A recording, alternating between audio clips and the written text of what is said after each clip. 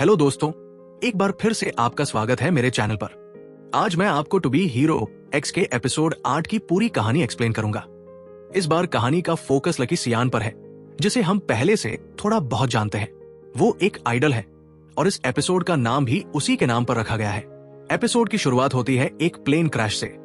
तुरंत ही एक rescue team भेजी जाती है, लेकिन उन्हीं में से एक शख्स छुपकर टीम में घुस जाता है।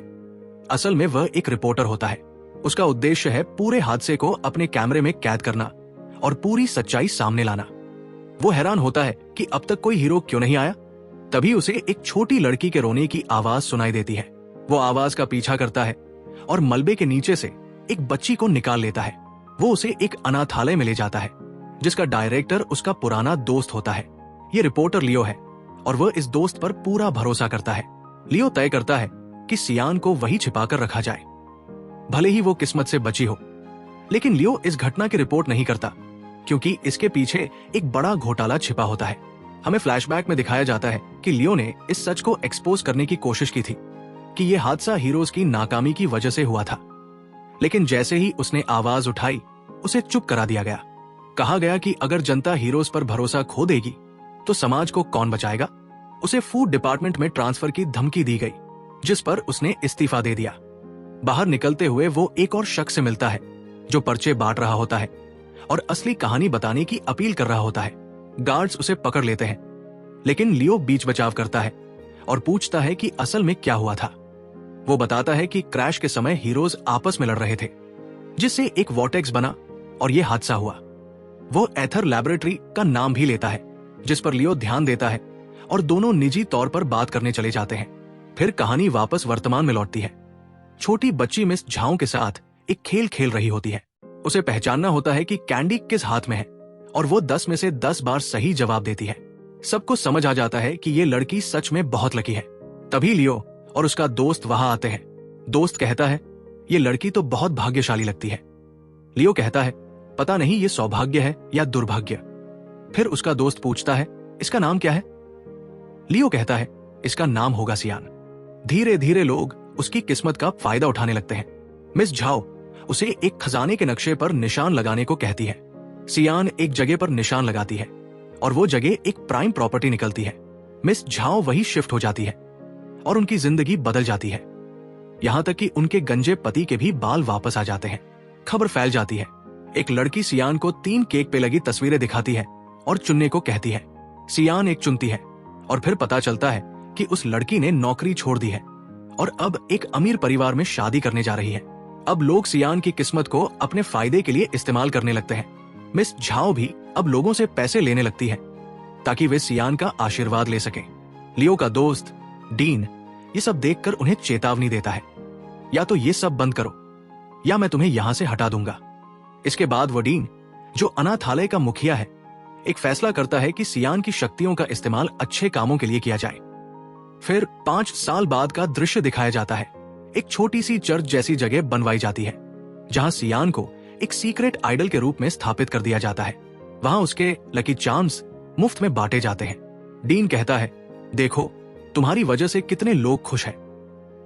लेकिन सियान के चेहरे पर कोई खुशी नहीं होती, बल्कि एक गहरी उदासी होती है। जैसे जैसे उसकी पॉपुलैरिटी बढ़ती है, वो अंदर से और भी अकेली होती जाती है। न कोई सच्चा दोस्त, न कोई जिससे वो मन की बात कर सके। एक रात वो एक लड़के से मिलती है जो अकेले बैठकर इंटरव्यू सुन रहा होता है। सियान भी उसके पास बैठ जाती है। उस लड़के का सपना होता है हीरो बनना। जब सियान पूछती है, तुम कौन हो, तो वो कहता है, मैं एक डिजास्टर हूं। मेरी ताकत तुम्हारी ताकत के बिल्कुल उलट है। जहां मैं जाता हूं वहां मुसीबत आ जाती है। वो पूछता है, तुमने ये अजीब सी ड्रेस क्यों पहन रखी है?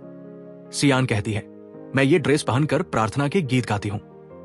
तब लड़का समझ जाता है कि वो सियान है। इसके बाद मिस झाओ डीन को चेतावनी देती है कि वो लड़का सियान के लिए खतरा हो सकता है। लेकिन डीन कहता है, हर बच्चे को बराबरी का हक है। अगर हम डर जाएंगे तो लोग हम पर कैसे भरोसा करेंगे? इसके बाद हमें दिखाया जाता है कि सियान और उस लड़के की दोस्ती धीरे धीरे गहरी होती जा रही है। लड़का सियान का हाथ पकड़कर उसकी ट्रस्ट वैल्यू जानना चाहता है, जो ये बताता है कि कितने लोग सियान पर भरोसा करते हैं। सियान की ट्रस्ट वैल्यू काफी ज्यादा होती है, जबकि जब लड़का अपनी ट्रस्ट वैल्यू दिखाता है तो वो काफी कम होती है। फिर सियान अपने दिल की बात बताती है वो कहती है कि उसे हीरो या आइडल बनने का कोई शौक नहीं है।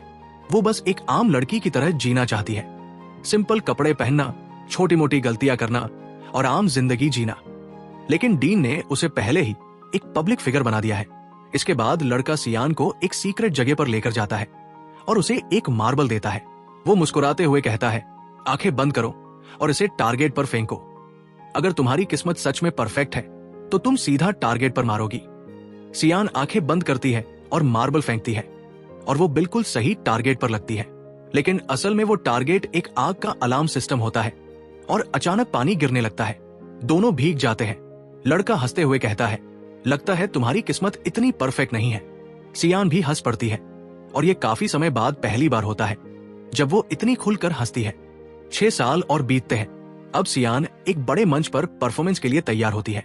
लोग उसे पूजने के लिए बैठे होते हैं, लेकिन आशीर्वाद की स्पीच की जगह वो लड़का एक रॉक कॉन्सर्ट शुरू कर देते हैं। लड़का गिटार बजा रहा होता है। सब हैरान रह जाते हैं। डीन गार्ड्स को रोकने का आदेश देता है, लेकिन सियान और लड़का स्केट पहनकर मंच से भाग निकलते हैं। जैसे ही वे भाग रहे होते हैं, डीन अपनी शक्तियों से गेट बंद कर देता है और कहता है, क्या तुम सच में सोचती हो मैं तुम्हें अपने हीरो बनने और लोगों की मदद करने के सपने को छोड़ दूंगा? मुझे छोड़ने की सोचो भी मत। और यही एपिसोड खत्म होता है। अगर आपको ये एक्सप्लेनेशन पसंद आया हो तो वीडियो को लाइक करें और चैनल को जरूर सब्सक्राइब करें। मिलते हैं अगले वीडियो में। तब तक के लिए गुड बाय।